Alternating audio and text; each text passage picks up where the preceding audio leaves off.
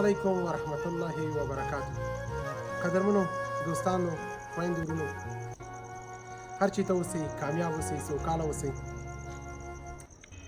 زما مور کونډه او زما څلور کمکي ورونه چې یتیمان دي. دغه مور وه چې په بازار کې خپلو بچو ته به یې نفقه راوړله او خپل بچي به یو څه ورته پیدا کول او مرسته به یې راټولوله ورته. خو د الله خواړه په ایره وخورئ. دغه دنیا زموږ او ستاسو دپاره یو امتحان ده. جایداد هر څه راکړل شوي دي، ځواني، موټرې، کورونه، دا هر څه پاتې کېږي. زما مور چې څه خوري او څه راټولوي په بازار کې، تاسې په ویډیو کې وګورئ. مورې دا څه شی دی؟ دا دغه د چرګانو پوستکي، دا ټولوم غوړي کې وباسمه. یو زوی مې مایبه دی، واړه زامن مې دي، څوک هم د ګټې نشته. والله که وړه راکرئ بېګام په نه راټول ناست دي. تا څومره ورځ د وړه نه لرو، بچي مې حیران دي. دغه چې ویسم همداسې یې خوټوو، پخوو یې خورو یې، هېڅ شی هم نه لرو. دا څومره ورځ د وړم، ته دا واړوه مور جانې، دلته واړوه ته. دا څومره ورځ د وړم په کور کې نشته دی. الله، دا بل پلاستیکي شی دی مورې، هغه پلاستیکي دا د چرګانو کولمې. ته واړوه، دا واړوه مورې، دلته واړوه، دلته واړوه، دا واړوه. دې باندې څه کې مورې؟ دا مړه مالته پاکوو، دا پخوو چې شی نشته. څه وکړو، حیران د ګټې څوک نه لرو، سړي نه لرو. استغفرالله، دا خو د انسانانو خوراک نه دی و مورې، ولې داسې کېږي؟ نو څه وکړو، مجبوره یې د ولږې مړه کېږو. خو د دې عمر دی په دې په تېرېږي، په هر چا تېرېږي. که هر څه وخورو، که دې بېچارهګان په ولږه باندې هم شپه سبا کېږي، او که پلاونه وي او که چرګان وي بیا هم سبا کېږي. نو راځئ چې خپلو ناچاره بېوزله ولس دپاره یو څه ناڅه وکړو. نو هغه ځای ته به ځو چې هغې کې هېڅ خلاصون نشته. قبر 2 لېشتې ځای به او په ډډه به موښتلی نه شو، او په هغې باندې تیږې کېښودل شي او دا ډېرې خاورې واچول شي، او په هغه ورځ باید موږ او تاسو وسنجو.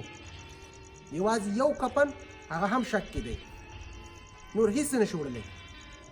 جایداد، بچي، موټرې، ځواني، هر څه خاورې شولل. هغه ورځ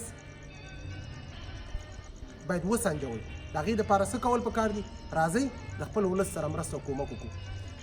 مور جانې، ژوند زندګي په تا څنګه تېرېږي؟ زما ژوند او زندګي خو تاسو ولیده، هغه ده چې ما څه شی خوړل او څه شی نه کول، او چې عمر مو تېرېده، او چې مېړه مې ژوندی ورشي هم ډېرو خلکو را سره ښه او بد هم کول. مړی ژوندی هم که اوس را سره نه څوک مړی ژوندی کوي، نه راته یو مړی ډوډۍ راکوي، نه یو قطغ کاسه کې راکوي. څوک را سره خبرې هم نه کوي، خبرې راپسې تېری کوي په روپاګان او شرمول. څه هېڅوک هم نه لرو. هسې زما مور چې کونډه شو، خلکو ورپسې په روپاګان هم کوي. شک مه کوئ په چا باندې، شک کټه ګناه ده. زما مور د عزت ټوکړه ده. زما مور ته په سپکه مه ګورئ. د خپلو بچو دپاره نن د ده نه هم پلار دی هم مور ده. دا نفقه رانه وړي، څوک یې راوړي؟ تاسو خو خپلو مزو کې هستئ، ستاسو خو پلرونه شته، خو دا ورځې په تاسو الله نه راولي. زما مور ته په سپکه مه ګورئ. زما مور چې ده د خپلو یتیمو بچیانو دپاره یو دروازه او بله دروازه ټکئ، یو څه ترې غواړي، که څه نه ورکوئ بدګمان هم پرې مه کوئ. مورې، ته پر موږ حق لري. دا زما ورونه دي، کومه خوراکي سودا ده د الله له طرفه راوړل شوې ده. موږ یو وسیله یو، هغه به درته راواخلم او انشاءالله زه دې غږ رسوم د نورو مسلمانانو ته هم. مور جانې، دا د ستا د کور سودا او خوراکي یوازینی ستا د ژوند مشکلات الله پوهېږي او زه پوهېږم. ډېر سخته تنګه پتا ده، خو الله یې در باندې اسانه کړي. زما کوم دوستان، ملګري، خویندې، ورونه څه مشکلات لري، الله دې اسانه کړي. مریضان یې الله دې ښه کړي. د زړه څه مشکلات لري شرعي الله دې خویندې ورونه یې خدای دې مشکلات اسانه کړي. خدای دې چې مریضان یې الله دې روغ کړي. ټولو جمله مسلمانانو ته موږ دعا کوو. مامونځ او اودس کوو، دوی ته مې دعا کوله. زما بچي یتیمان دي چې په ډوډۍ ماړه شي، دوی خپله دعاګانې ورته کوي.